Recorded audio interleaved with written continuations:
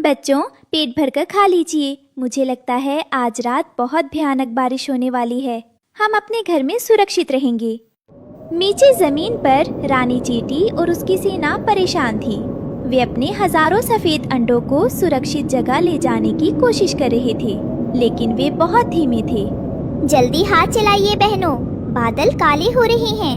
अगर पानी टीले में घुस गया तो हमारे दोस्तों, ये रहे हमारी आज की वीडियो के प्यारे सब्सक्राइबर्स और फॉलोअर्स के नाम। प्रभास, कौसर फातिमा, नोमान खान, राशिद, सूरज। जो नहीं चुने गए, चिंता मत करो, अगली बार तुम भी बन सकते हो जंगल के सुपरस्टार। दोस्तों, अगर आप भी चाहते हैं मैं आपका नाम अपनी कहानी में लूं, तो देर किस बात की, जल्दी से कमेंट सारे करके बच्चे अपना डूब नाम जाएंगे।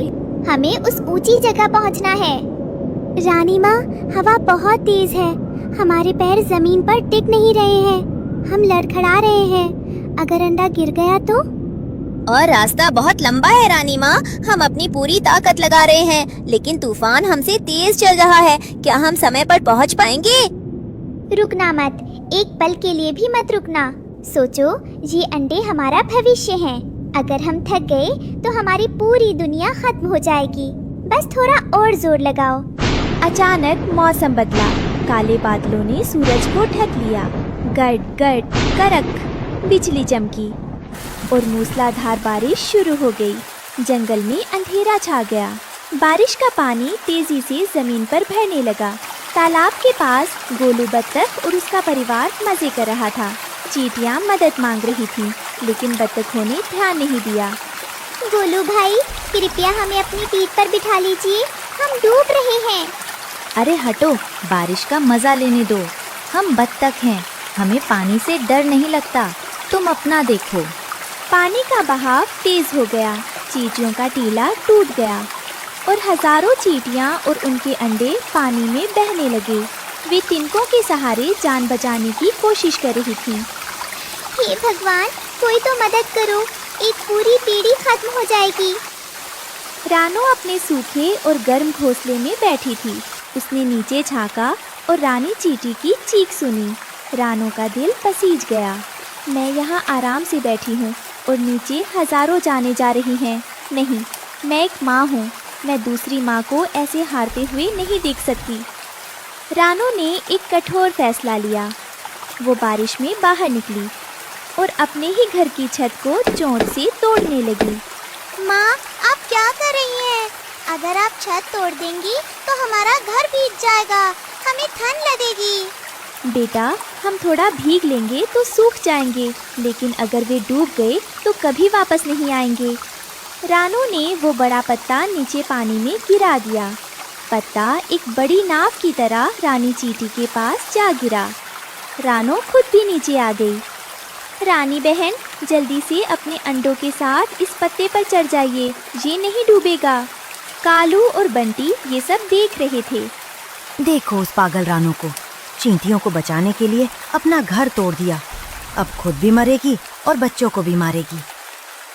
हाँ कालू भाई, इसे कहते हैं अपने पैर पर कुल्हाड़ी मारना। हवा बहुत तेज थी। पत्ता पलटने वाला था। रानो ने देखा कि पत्ता डगमगा रहा है। वो पत्ते के एक कोने को अपनी चोंच से पकड़कर लंगर की तरह खड़ी हो गई, ताकि पत्ता बहे नहीं। रानो पूरी तरह भीग चुकी थी और कांप रही थी।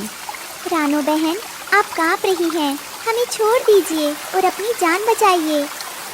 नहीं बहन, जब तक तूफान नहीं रुकता, ये पत्ता और मैं यही रहेंगे। रानो जिस पत्ते को पकड़े हुए थी, वो बहते हुए एक बड़े मेंढक भीम के पास से गुजरा। मेंढक ने पत्ते पर ढेर सारी चींटियां देखीं, तो उसकी जीभ लपलपाने लगी। आज तो दावत है, एक साथ इतनी सारी चींटियां, अब मैं इन्हें खाऊंगा। मेंढक ने चींटियों को खाने के लिए छलांग लगाई। खबरदार भीम भाई, ये मेरी सुरक्षा में है। अगर इन्हें हाथ भी लगाया तो मेरी चोंच आपकी नाक तोड़ देगी। रानो के रौद्र रूप को देखकर मेंढक डर गया और वापस पानी में कूद गया। रानो ने तूफान और दुश्मन दोनों का सामना किया। रात भर के संघर्ष के बाद तूफान रुका। पत्ता सुरक्षित किनारे पर लग गया था। चींटियां और उनके अंडे बच गए थे। रानो वहीं पास में बेहोश होकर गिर गई थी। जागिए रानो बहन, देखिए सूरज निकल आया है। हम इसके जिंदा हैं, सिर्फ आपकी वजह से। रानो बेहोशी की हालत में किनारे पर पड़ी थी। तभी वहां तितली रानी आई। उसने रानो की हालत देखी। उठिए रानो बहन, आप बहुत थक गई हैं। ये फूलों का ताज़ा रस पी लीजिए, इससे आपको ताकत मिलेगी। धन्यवाद तितली रानी, मुझे अपने बच्चों के पास जाना है, वे घबरा रहे होंगे। आप चिड़िया नहीं, फरिश्ता हैं। पूरा जंगल आपकी बातें कर रहा है। आइए, मैं आपको घर तक छोड़ देती हूँ। रानो जब अपने घर पहुंची तो उसने देखा कि उसका टूटा हुआ घर फिर से बन गया है। हजारों चींटियों ने मिलकर रानो के लिए सबसे मुलायम हरी घास के रेशे और मजबूत तिनके लाकर उसका घर रातों रात ठीक कर दिया था।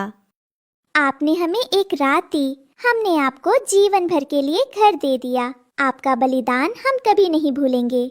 जान बचाना ही सबसे बड़ा धर्म है। सूरज की सुनहरी किरणें जंगल पर चमक रही थीं। रानो चिड़िया अपने नए और मजबूत घोंसले में अपने बच्चों के साथ सुरक्षित बैठी थी। तभी नीचे से कुछ आवाजें सुनाई दी। कालू कौआ और बंटी कबूतर, जो कल रात रानो का मजाक उड़ा रहे थे, आज बड़ी मुसीबत में थे। बारिश के तेज बहाव के कारण उनके घोंसले जमीन पर गिरकर बिखर गए थे और वे कीचड़ में सने हुए भूख से बेहाल थे। उनके पास न रहने को जगह थी और न खाने को दाना। रानो बहन, कल हमने तुम्हें पागल कहा था, लेकिन आज हमारे पास सिर छिपाने की भी जगह नहीं है। क्या हमें थोड़ा सहारा मिल सकता है? रानो कुछ कहती उससे पहले ही हजारों चींटियों की सेना वहां जमा हो गई। कालू भाई, रानो बहन ने कल अपनी छत इसलिए नहीं तोड़ी थी कि उसे अपना घर प्यारा नहीं था, बल्कि इसलिए क्योंकि उसे अपनों से ज्यादा दूसरों की जान प्यारी थी। आप जिसे पैर पर कुल्हाड़ी मारना कह रहे थे, असल में वही रानो की सबसे बड़ी ताकत निकली। तभी रानो ने अपने घोंसले से कुछ दाने नीचे गिराए। कालू, बंटी, मुसीबत बताकर नहीं आती। आज तुम भूखे हो, ये दाने खा लो और फिक्र मत करो। मेरी ये चींटी बहनें बहुत मेहनती हैं। अगर तुम चाहो तो ये तुम्हारे घर को फिर से बनाने में तुम्हारी मदद कर सकती हैं। कालू और बंटी की आंखें शर्म से झुक गईं। उन्हें समझ आ गया कि स्वार्थ इंसान को अकेला कर देता है, जबकि परोपकार पूरी दुनिया को एक परिवार बना देता है। जंगल में आज रानो की छत भले ही छोटी थी, लेकिन उसका दिल पूरे आसमान से भी बड़ा था। इस कहानी से हमें सीख मिलती है कि दूसरों की भलाई के लिए उठाया गया हर कदम अंत में हमें ही ऊंचाइयों पर ले जाता है। रानो, धीरे बोलिए, बच्चे जाग जाएंगे। कल सुबह होते ही हम गुड़िया के लिए वो गुलाब जामुन का घर बनाना शुरू कर देंगे। ये उसके लिए सबसे बड़ा सरप्राइज होगा। जी, मैंने सब सोच लिया है। वो घर इतना मीठा होगा कि गुड़िया खुशी से झूम उठेगी। लेकिन पेड़ की सबसे ऊंची डाल पर गोरी कौवी जाग रही थी। उसकी आंखें अंधेरे में चमक रही थी। वो गुस्से में घोंसले के अंदर इधर उधर टहल रही थी। कालू जी, उठिए, आपको नींद कैसे आ सकती है? क्या हुआ गोरी? दोस्तों, ये रहे हमारी आज की वीडियो के प्यारे सब्सक्राइबर्स और फॉलोअर्स के नाम। इशिका सिंह, आरव, सुमित्रा, प्रियंका, हिमांशु, सरोज। जो नहीं चुने गए, चिंता मत करो, अगली बार तुम भी बन सकते हो जंगल के सुपरस्टार। दोस्तों, अगर आप भी चाहते हैं मैं आपका नाम अपनी कहानी में लूं, तो देर किस बात की, जल्दी से कमेंट करके अपना नाम हमें। आधी रात को क्यों चिल्ला रही हो? सब ठीक तो है? कुछ भी ठीक नहीं है। मैंने अभी रानो और टुन्नू की बातें सुनी। कल उनकी बेटी गुड़िया का जन्मदिन है और जानते हैं वे क्या करने वाले हैं? वे उसके लिए गुलाब जामुन का घर बनाने वाले हैं, एक मीठा महल। तो तुम क्या करने वाली हो? कल जब वो घर बनाएंगे तब मैं उसमें अपनी नफरत का जहर घोल दूंगी। ऐसी तबाही मचेगी कि गुड़िया ताउम्र अपना जन्मदिन मनाना भूल जाएगी। आज गुड़िया चिड़िया का जन्मदिन था। रानो के छोटे और पुराने घोंसले में गुड़िया अपनी माँ के पास बैठी थी। रानो का चेहरा उदास था क्योंकि घर में खाने के लिए ज्यादा कुछ नहीं था। माँ, आज मेरा जन्मदिन है। आपने वादा किया था कि इस बार हम गुलाब जामुन के घर में रहेंगे। मुझे वो मीठा घर बहुत पसंद है। क्या आज मेरा सपना पूरा होगा? हाँ मेरी बच्ची, तुम्हें तुम्हारा गुलाब जामुन का घर जरूर मिलेगा।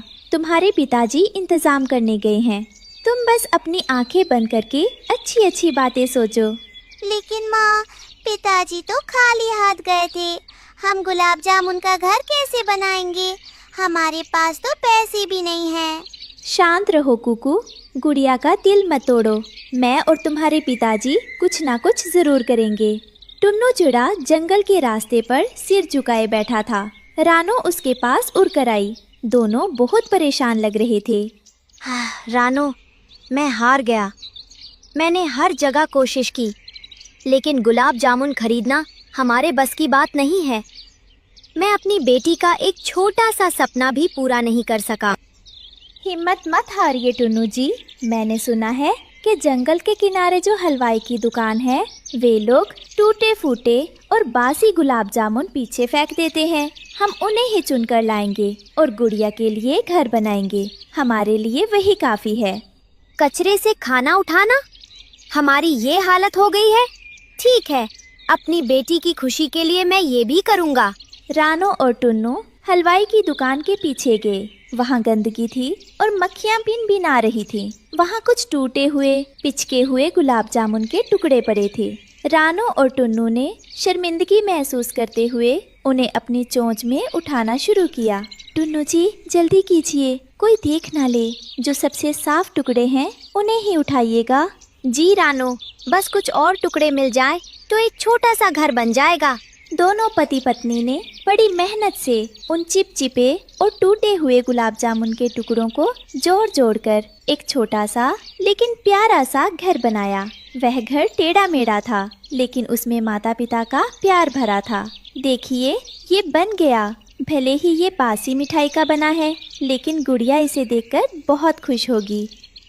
हाँ, चलो जल्दी से बच्चों को बुलाकर लाते हैं। कालू कौवा और उसका परिवार ऊपर पेड़ पर बैठकर ये सब देख रहा था। जग्गू कौवा की लार टपकने लगी। माँ, पिताजी, देखिए, रानो ने गुलाब जामुन का घर बनाया है। मुझे वो खाना है। मुझे वो घर चाहिए, अभी के अभी। तुम रो मत मेरे लाल। वो गरीब चिड़िया हमारे सामने क्या है? मैं अभी उस घर का इंतजाम करती हूँ। अगर वो घर तुम्हारा नहीं हुआ तो किसी का नहीं होगा। तुम क्या करने वाली हो गोरी? बस देखते जाइए, मैं उस पागल सांड को उस तरफ भेजती हूँ। रानो और टुन्नू अपनी बेटी गुड़िया और बेटे कुकू को लेकर उस नए घर के पास आए। गुड़िया की आंखें खुशी से फटी रह गईं। वाह माँ, ये तो सचमुच का गुलाब जामुन का गंटरी है। ये कितना सुंदर है। आप दुनिया की सबसे अच्छी माँ हैं। दीदी चलो अंदर चलते हैं। इसकी खुशबू कितनी अच्छी है। रुको बच्चों, पहले हम भगवान को धन्यवाद देंगे, फिर तुम लोग अंदर जाकर खेलना और इसे खाना। तभी गोरी कौवी ने एक लाल रंग का कपड़ा या चमकदार चीज ली और पास में चल रहे एक भारी भरकम सांड के सामने जाकर फड़फड़ाने लगी। सांड को गुस्सा आ गया। आओ आओ, मुझे पकड़ो। गोरी कौवी जानबूझकर उड़ते हुए रानो के उस गुलाब जामुन वाले घर की तरफ भागी। गुस्से में पागल सांड उसके पीछे दौड़ा। रानो और उसका परिवार अभी खुशियां मना ही रहा था कि अचानक जमीन हिलने लगी। सामने से सांड आंधी की तरह आ रहा था। भागो रानो, बच्चों को लेकर उड़ो। सांड इधर ही आ रहा है। गुड़िया, कुकू, जल्दी उड़ो। वे लोग अपनी जान बचाने के लिए तो उड़ गए, लेकिन सांड सीधा उस नाजुक गुलाब जामुन के घर के ऊपर चढ़ गया। एक ही पल में वह प्यारा सा मीठा घर सांड के पैरों तले कुचलकर कीचड़ और मिट्टी में मिल गया। सांड वहाँ से चला गया। पीछे रह गया सिर्फ एक कुचला हुआ, मिट्टी में सना हुआ मलबे का ढेर। गुलाब जामुन अब कीचड़ बन चुके थे। रानो और उसका परिवार पेड़ की डाल से नीचे उतरा। सन्नाटा पसरा हुआ था। मेरा घर, मेरा जन्मदिन का तोहफा, सब खत्म हो गया। अब हम क्या खाएंगे? ऊपर पेड़ से कालू, गोरी और जग्गू यह दृश्य देखकर जोर जोर से हंस रहे थे। देख लिया रानो, औकात से बड़े सपने देखोगी तो यही होगा। बड़ा मजा आया उसका मुंह देखकर। लेकिन माँ, घर तो टूट गया, अब मैं क्या खाऊंगा? चिंता मत करो बेटे, हम बाजार से ताज़ा मिठाई छीन कर लाएंगे। ये सड़ा हुआ घर तो बस रानो का दिल तोड़ने के लिए तोड़ा गया था। गुड़िया को अपनी भूख और दुख पर काबू नहीं रहा। वो धीरे धीरे उस कुचले हुए ढेर के पास गई। उसने कीचड़ में सना हुआ एक गुलाब जामुन का टुकड़ा उठाया। वो उसे खाने ही वाली थी। माँ, मैं इसे धोकर खा लूं? मुझे बहुत भूख लगी है। ये मेरा जन्मदिन का केक था ना? नहीं बेटी, इसे मत खाना, ये मिट्टी है, ये जहर है। रानो ने गुड़िया को जोर से गले लगा लिया। दोनों माँ बेटी उस कीचड़ के ढेर पर बैठकर फूट फूट कर रोने लगीं। टुन्नू चिड़ा ने अपना चेहरा पंखों में छिपा लिया ताकि बच्चे उसे रोता हुआ ना देखें। ये गरीबी की सबसे बदनसीब तस्वीर थी। रात भर रोने के बाद सुबह हो गई थी। रानो ने अपने बच्चों के आंसू पोंछे। गुड़िया, मुझे माफ़ कर दो, मैं तुम्हें महल नहीं दे सकी, लेकिन याद रखना, ये गुलाब जामुन का घर टूट सकता है पर हमारा परिवार नहीं। जब तक हम साथ हैं वही हमारा सबसे बड़ा घर है। हाँ बच्चों, कालू और गोरी ने हमारा घर तोड़ा है, हमारी हिम्मत नहीं। मैं आज फिर जाऊंगा और तुम्हारे लिए साफ दाना लेकर आऊंगा। हम मेहनत की रोटी खाएंगे, पर वो कीचड़ वाली मिठाई कभी नहीं। मुझे अब गुलाब जामुन नहीं चाहिए माँ, मुझे बस आप और पिताजी चाहिए। इस कहानी से हमें सीख मिलती है कि दूसरों की खुशियों को कुचलने वाले कभी सुखी नहीं होते और माता पिता का प्यार ही बच्चों के लिए दुनिया का सबसे बड़ा और सुरक्षित घर होता है, चाहे वो अमीरी का हो या गरीब। जंगल में मेला लगा था। हर जगह पटाखे फूट रहे थे।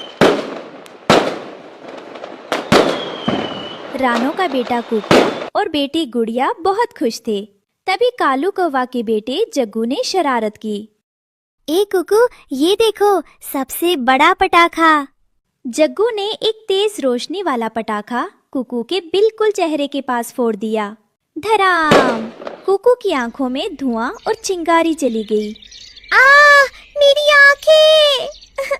माँ, मुझे कुछ दिखाई नहीं दे रहा, सब काला हो गया। कुकू बेटा, क्या हुआ? अपनी आंखें खोलिए।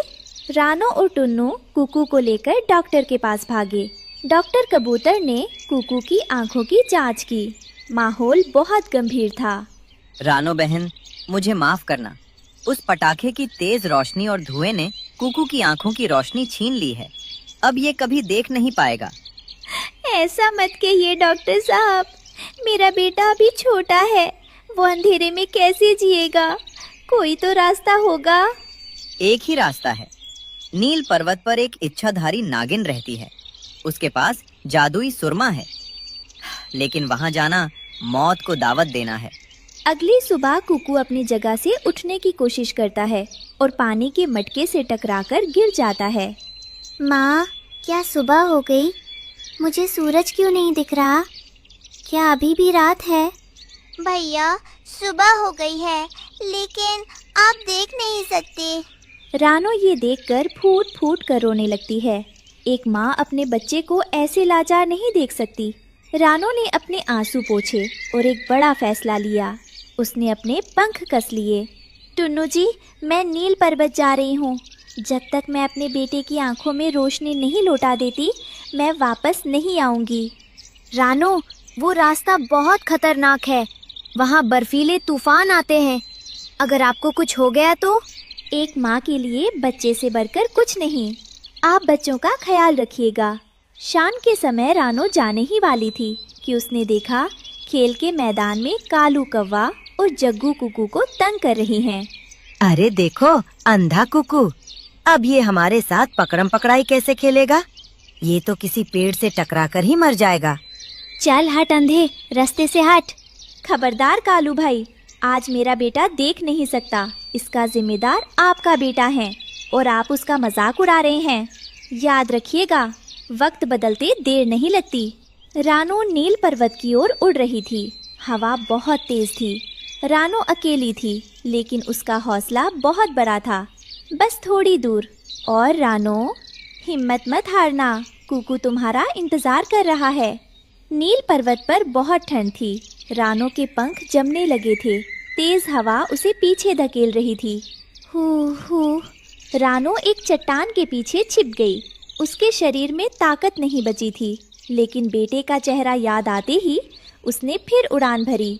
रानो ठंड से जमने ही वाली थी कि वो बेहोश होकर बर्फ पर गिर गई। तभी वहाँ एक सफेद भालू आया। अरे, ये नन्ही चिड़िया यहाँ इतनी ठंड में क्या कर रही है? ये तो मर जाएगी। भालू ने रानो को उठाया और अपनी गुफा में ले जाकर आग के पास रखा। रानो को होश आया। धन्यवाद भालू दादा, आपने मेरी जान बचाई। मुझे नागिन की गुफा तक जाना है। बेटी, तुम बहुत बहादुर हो। नागिन की गुफा उस काली पहाड़ी के पीछे है। संभल कर जाना, वो बहुत चालाक है। मेरा आशीर्वाद तुम्हारे साथ है। भालू की मदद से रानो को नई ताकत मिली और वो फिर उड़ चली। रानो गुफा के पास पहुंची। वहाँ हड्डियों के ढेर लगे थे। तभी अंदर से एक भारी आवाज आई। कौन है जो अपनी मौत के पास खुद चल कर आया है? नागिन माता, मैं एक बदनसीब माँ हूँ। मुझे अपने बेटे के लिए जादुई सुरमा चाहिए। नागिन अपने असली रूप में प्रकट हुई। उसकी आंखें जल रही थीं। जादुई सुरमा? वो बहुत कीमती है रानो। उसके बदले तुम्हें अपनी सबसे कीमती चीज़ देनी होगी। मुझे तुम्हारी सुरीली आवाज़ बहुत पसंद है। अपनी आवाज़ मुझे दे दो और सुरमा ले जाओ। मेरी आवाज़? लेकिन अगर मैं बोल नहीं पाऊंगी तो अपने बच्चों को लोरी कैसे सुनाऊंगी? फैसला तुम्हारा है। आवाज़ चाहिए या बेटे की आंखें?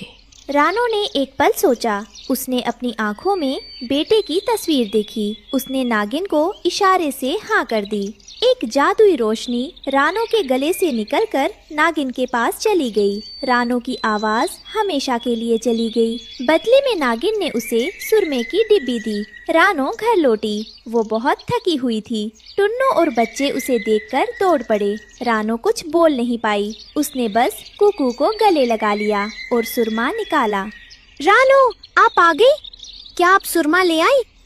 कुछ बोलती क्यों नहीं? रानो ने कांपते हाथों से कुकू की आंखों में सुरमा लगाया। सुरमा लगते ही कुकू ने धीरे धीरे आंखें खोली।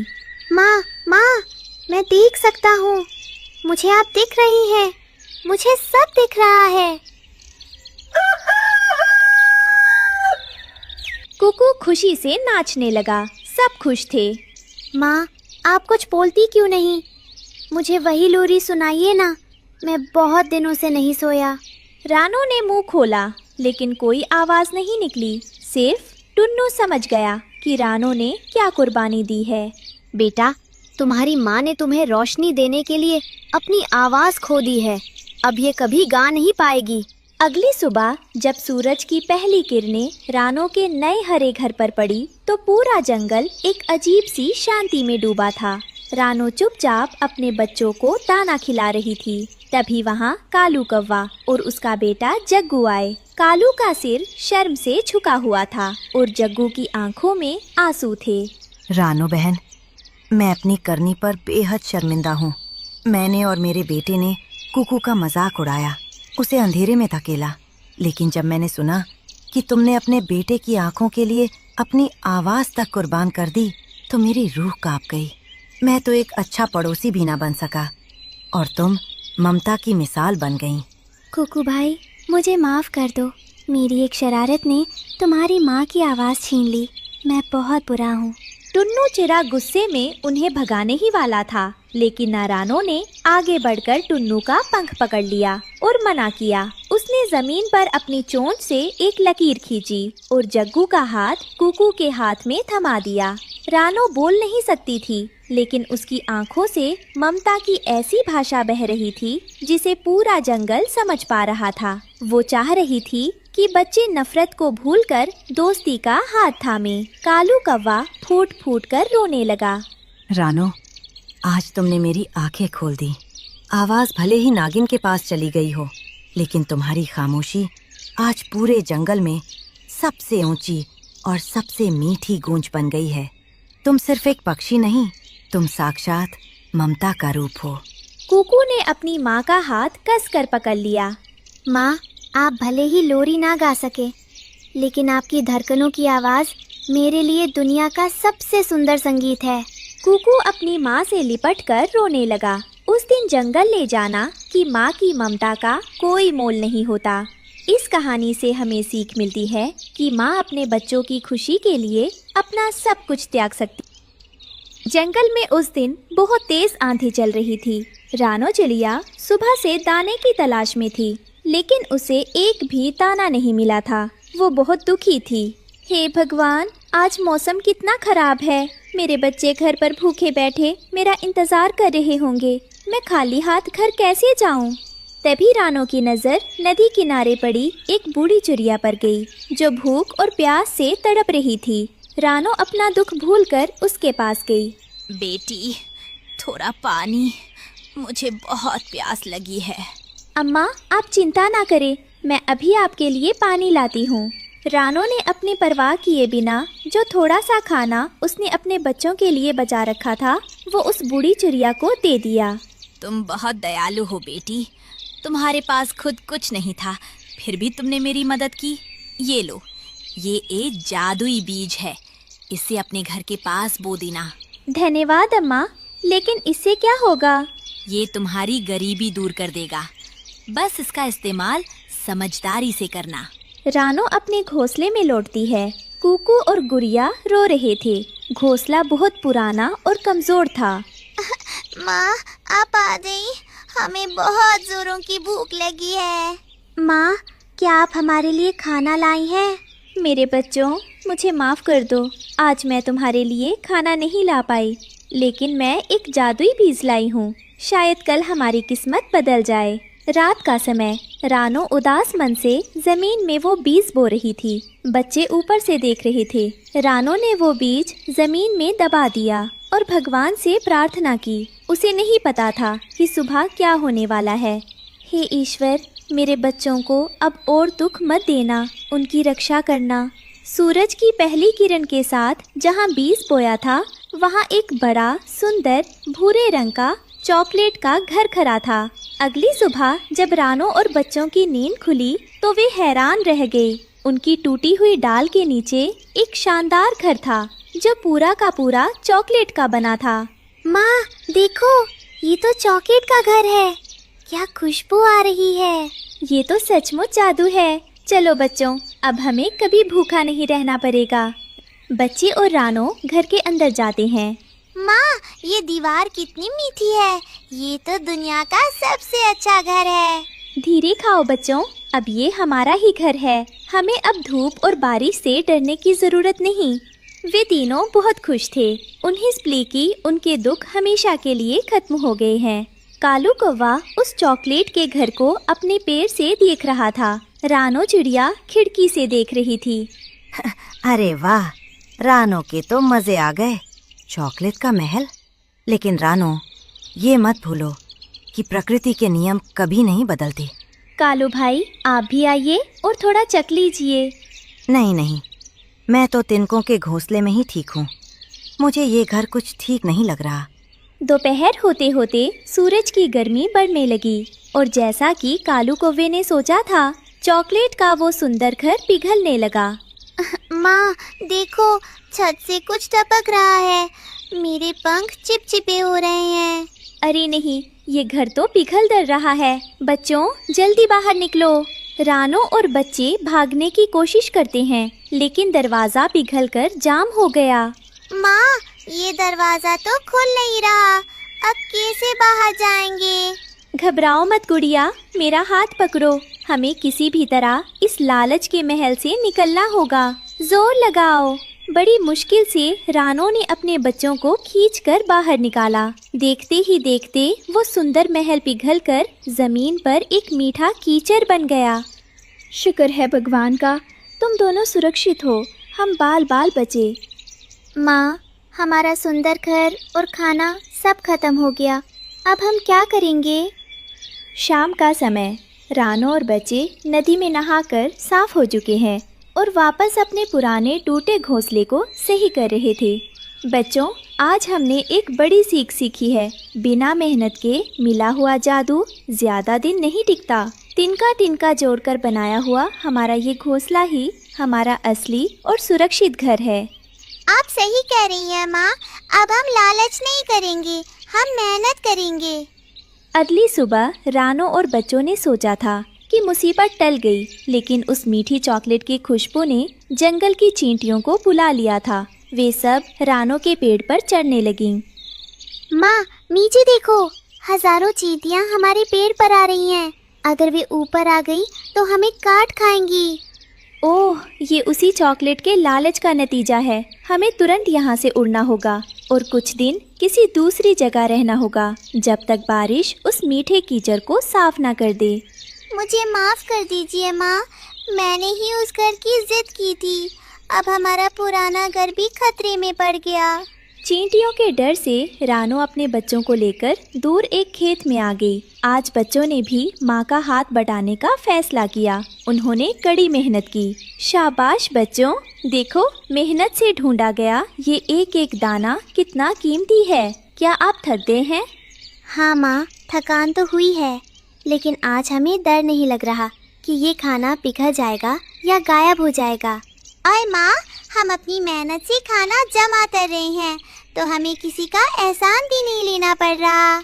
शाम को जब उन्होंने अपनी मेहनत की कमाई खाई तो उसका स्वाद उस जादुई चॉकलेट से कहीं बेहतर था। उन्हें एक अलग ही सुकून महसूस हो रहा था। देखो बच्चों, जादुई घर ने हमें सिर्फ डर और मुसीबत दी, लेकिन आज की मेहनत ने हमें ये सुकून और पेट भर खाना दिया है। यही असली जादू है।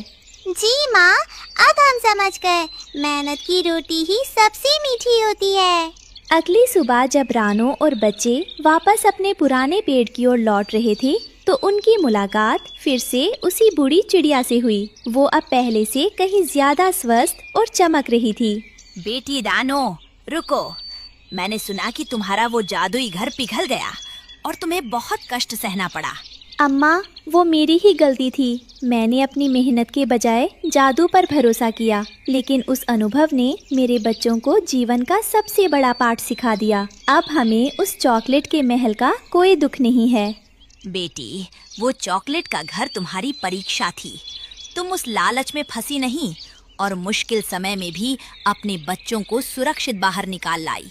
असली जादू लालच में नहीं, बल्कि सही समझ में है। बूढ़ी चिड़िया ने जमीन से कुछ मजबूत सूखे तिनके और अनाज के कुछ सुनहरे दाने उठाए और रानो को दे दिए। मम्मा, बहुत ठंड लग रही है, सारा बिस्तर गीला हो गया है। मम्मा, अगर ये ऐसे ही टपकता रहा तो हमारा घोंसला टूट जाएगा और हम सब नीचे गिर जाएंगे। नहीं मेरे बच्चों, मैं हूँ ना, बस थोड़ी देर और। ये रात कट जाए, सुबह होते ही मैं मजबूत घास फूस लाकर सब ठीक कर दूंगी। तुम बहादुर बच्चे हो। रानो चिड़िया रोते हुए अपने टपकते घोंसले को देखती रहती है। थोड़ी दूर कालू कौवा और गोरी कव्वी अपने पक्के घोंसले से बारिश का नजारा देख रहे थे। सुनते हो जी, लगता है आज रात रानो और उसके बच्चे बारिश में बह ही जाएंगे। टप टप टप। देखो तो कितनी बेचारी लग रही है। अरे बहने दो, किस्मत वालों को ही मिलता है पक्का घर। वो रानो तो है ही मनहूस, जिसने कभी मेहनत से काम नहीं किया, उसे तो बस रोना आता है। काश हमारे पास इससे भी बड़ा हीरो का घर होता। रानो चिड़िया मदद की आस में हरिया तोते के घर पहुंचती है और कांपते हुए दरवाजा खटखटाती है। हरिया भैया, हरियाली भाभी, दरवाजा खोलिए। हरिया तोता दरवाजा खोलता है। रानो बहन, आप इस भयंकर तूफान में क्या हुआ?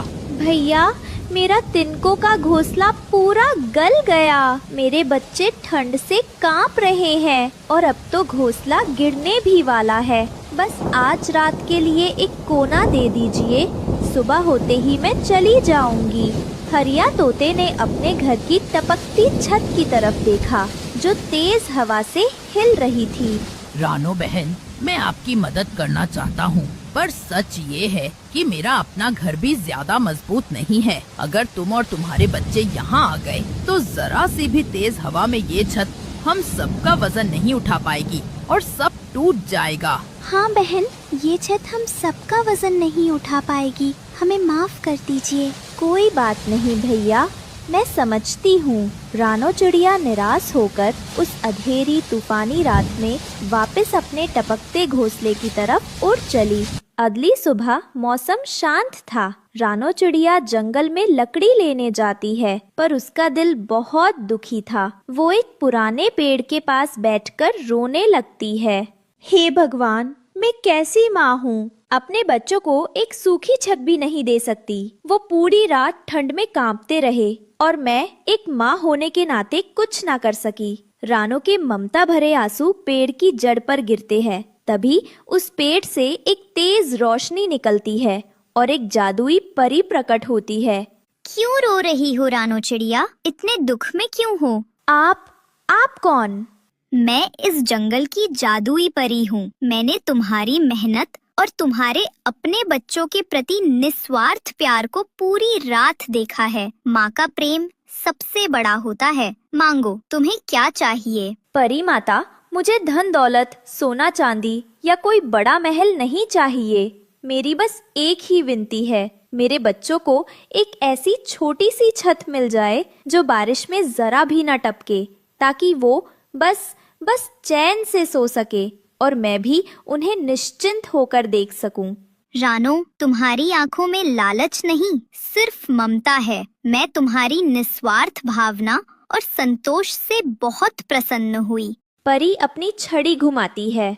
जाओ रानो, घर जाओ। तुम्हारा वरदान तुम्हारी प्रतीक्षा कर रहा है। संतोष और ममता ही सबसे बड़े गुण हैं। रानो चिड़िया उड़कर वापस अपने घोंसले की जगह पहुंचती है और हैरान रह जाती है। उसके टूटे फूटे घोंसले की जगह एक छोटा खूबसूरत सोने का घर चमक रहा था। ये तो बिल्कुल नहीं टपकेगा, अब हमें ठंड नहीं लगेगी। मम्मा, ये देखो, जादुई घर। इसकी चमक तो सूरज से भी ज्यादा है। ये तो बिल्कुल नहीं टपकेगा। रानो चिड़िया की आंखों में खुशी के आंसू थे। वो अपने बच्चों के साथ उस सुनहरे घर में चली जाती है। जंगल में रानो के सोने के घर की खबर आग की तरह फैल गई। सोने का घर इस रानो के लिए? ये जरूर कोई चाल है। ये घर हमारा होना चाहिए। हमें इस रानो से ज्यादा कीमती घर चाहिए। जी, पता करो ये उसे मिला कैसे। अगर रानो को मिल सकता है तो हमें क्यों नहीं? हरिया तोता, हरियाली तोती और बंटी कबूतर रानो को बधाई देने आते हैं। रानो बहन, ये तो चमत्कार हो गया। आखिरकार आपकी मेहनत सफल हुई। ये सब जादुई परी की कृपा है हरिया भैया। मैं तो बस अपने बच्चों के लिए एक छत मांग रही थी, उन्होंने तो सोने का घर दे दिया। ये बातें कालू और गोरी छुपकर सुन लेते हैं। अच्छा, तो ये सब उस जादुई परी का किया धरा है। कालू और गोरी उसी पुराने पेड़ के पास जाते हैं और जोर जोर से रोने का नाटक करने लगते हैं। हाय, हम लुट गए, हम मर गए, हमारे पास रहने को घर नहीं है। हाँ, हमारे बच्चे भूखे प्यासे हैं। जादुई परी फिर से प्रकट होती है, लेकिन इस बार उसकी आंखों में गुस्सा था। क्यों झूठ बोल रहे हो कालू? तुम्हारे पास तो पक्का घर है। परी, हमें रानो से दुगना बड़ा सोने का घर चाहिए और उसमें हीरे भी लगे हों। लालची कौवे, रानो को उसकी अच्छाई और संतोष का इनाम मिला था। तुम्हारे मन में सिर्फ लालच भरा है। हमें कुछ नहीं सुनना, हमें घर चाहिए, मतलब चाहिए। तुम्हें तुम्हारी लालच का फल जरूर मिलेगा। परी अपनी छड़ी घुमाती है और गायब हो जाती है। कालू और गोरी खुशी से उड़ते हुए अपने घोंसले की तरफ जाते हैं, लेकिन जैसे ही वो वहाँ पहुँचते हैं, तेज आंधी और बारिश आती है और उनका पक्का घोंसला तिनके तिनके की तरह बिखर कर उड़ जाता है। नहीं, ये क्या हो गया? हाय, हमारा घर चला गया। अब हम कहाँ रहेंगे? कालू और गोरी अब बेघर होकर बारिश में भीग रहे थे, ठीक वैसे ही जैसे एक रात पहले रानो भीग रही थी। उन्हें ठंड से कांपता देख रानो चिड़िया अपने सोने के घर से बाहर आई। कालू भैया, गोरी बहन, बारिश बहुत तेज है। जब तक मौसम ठीक नहीं होता, आप लोग मेरे घर के बरामदे में रह सकते हैं। बंटी कबूतर और हरिया तोता अपनी खिड़की से ये देख रहे थे। रानो बहन, आपने फिर अपनी अच्छाई दिखा दी। जिन्होंने आपका मजाक उड़ाया, आप उन्हीं की मदद कर रही हैं। हरिया भैया, परी माता ने मुझे घर दिया है, लेकिन इंसानियत तो हमें खुद ही रखनी पड़ती है।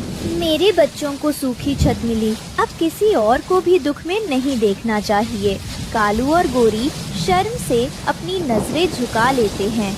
रानो बहन, हमें माफ कर दो। जब आपको मदद की जरूरत थी, हमने आपका मजाक उड़ाया, पर आज आपने हमारे बुरे वक्त में साथ दिया। उन्हें समझ आ गया था कि लालच का फल बहुत बुरा होता है, जबकि संतोष और दया सोने से भी ज्यादा कीमती। एक जंगल में रानो चिड़िया अपने 2 बच्चों गुड़िया और कुकू के साथ रहती थी। उसका घोंसला छोटा था, मगर उसकी दुनिया बहुत बड़ी थी। रानो बच्चों को दाना खिलाते हुए बोलती है, खा लो मेरे बच्चों, जल्दी से बड़े हो जाओ। माँ, आज आप और दाना लाएंगी? हाँ मेरी जान, तुम्हारी माँ तुम दोनों के लिए दुनिया की हर खुशी लाएगी। पास की डाल से गिल्लू गिलहरी आती है। रानो बहन, कैसे हैं आप? और मेरे ये प्यारे भतीजे भतीजी? गिल्लू मौसी, आप आ गई। आओ गिल्लू, तुम आ जाती हो तो दिल लगा रहता है। रानो घोंसले से उड़ने की तैयारी कर रही थी। बच्चों, मैं तुम दोनों के लिए खाना लाने जा रही हूँ। याद रखना, बिल्कुल आवाज मत करना। आप फिक्र न करें माँ, मैं गुड़िया का ख्याल रखूंगा। गिल्लू बहन, बस जरा बच्चों पर नजर रखना, मैं अभी आती हूँ। आप बेफिक्र होकर जाएं रानो बहन, मैं यही हूँ। रानो चिड़िया उड़ जाती है। पास के पेड़ों पर कालू कौवा, हरिया तोता और बंटी कबूतर अपने अपने साथियों के साथ बैठे सब देख रहे थे। आसमान में एक बड़ा सा साया मंडराता है। जालिम चील शिकारी की नजर घोंसले पर पड़ जाती है। भैया, वो देखो। तुम डरो मत गुड़िया, माँ ने कहा है आवाज नहीं करनी, चुपचाप बैठो। चील शिकारी धीरे धीरे नीचे आने लगता है। बच्चे डर से एक दूसरे से चिपक जाते हैं। ए, खबरदार, दूर हटो यहाँ से, चले जाओ। चील शिकारी घोंसले पर झपट्टा मारता है। गिल्लू गिलहरी पूरी हिम्मत से चील पर कूदती है, उसे काटने की कोशिश करती है। बचाओ, कोई बचाओ, रानो बहन के बच्चों को बचा लो। आसपास के पेड़ पर बैठे कालू, हरिया, बंटी और बाकी पंछी शोर मचाने लगते हैं। भाग जाओ यहाँ से। कितनी जालिम चील है। लेकिन डर के मारे कोई भी पंछी चील के पास नहीं आता। चील शिकारी गिल्लू को झटक कर दूर फेंक देता है और घोंसले को तहस नहस कर देता है। रानो चिड़िया चोंच में दाना दबाए वापस आती है। वो अपने बिखरे हुए घोंसले को देखती है। गिल्लू एक डाल पर जख्मी पड़ी रो रही थी। गिल्लू बहन, मेरे बच्चे, गुड़िया, कुकू। रानो तेजी से घोंसले में जाती है। घोंसला खाली था। नीचे जमीन पर गुड़िया बेसुध पड़ी थी। उसकी सांसें बहुत हल्की चल रही थी। कुकू कहीं नजर नहीं आ रहा था। गुड़िया, मेरी बच्ची, कुकू, मेरा कुकू कहाँ है? गिल्लू, मेरा बेटा कहाँ है? गिल्लू लंगड़ाती हुई रानो के पास आती है। रानो बहन, मैं उन्हें बचा नहीं पाई। वो जालिम चील कुकू को अपने साथ ले गया। रानो की दुनिया जैसे उजड़ जाती है। वह अपनी जख्मी बेटी को सीने से लगा लेती है। बाकी सब पंछी, कालू, गोरी, हरिया, बंटी भी नीचे उतर आते हैं। रानो बहन, बहुत अफसोस हुआ। होनी को कौन टाल सकता है। अल्लाह सब्र दे आपको। अफसोस? जब वो जालिम मेरे बच्चों को मार रहा था, तब तुम सब कहाँ थे? सब पंछी शर्म से नजरें झुका लेते हैं। तभी गुड़िया चिड़िया आखिरी बार अपनी आंखें खोलती है। माँ, मेरी बच्ची, आंखें खोलो गुड़िया, मैं तुम्हें कुछ नहीं होने दूंगी। लेकिन गुड़िया की आंखें हमेशा के लिए बंद हो जाती है। नहीं, मेरी गुड़िया, मेरा कुकू, मेरा सब कुछ खत्म हो गया। मुझे भी अपने पास बुला लो। गिल्लू भी रानो से लिपट कर रोने लगती है। रात का अंधेरा घिर आया था। चलो रानो बहन, यहाँ से चलो, हम नदी किनारे चलते हैं। वहीं आखिरी क्रियाक्रम करना होगा। गिल्लू रानो को धीरे धीरे उस पेड़ से दूर चांदनी में नहाए एक शांत नदी के किनारे ले आती है। रानो अपनी बेटी के जिस्म को गोद में लिए जमीन पर बैठ जाती है।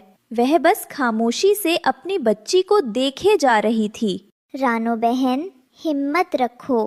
कैसे रखूं गिल्लू, हिम्मत भी तो उन्हीं बच्चों से थी। एक चला गया, दूसरी। तभी नदी के पानी पर एक खूबसूरत रोशनी चमकती है और उसमें से